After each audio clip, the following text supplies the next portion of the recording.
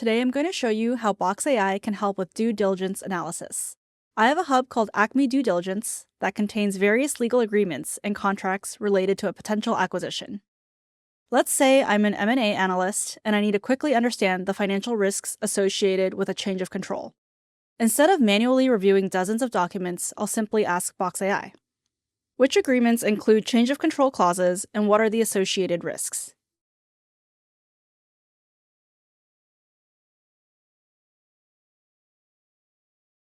Within seconds, Box AI has analyzed all the documents in my hub and identified a key agreement with change of control provisions.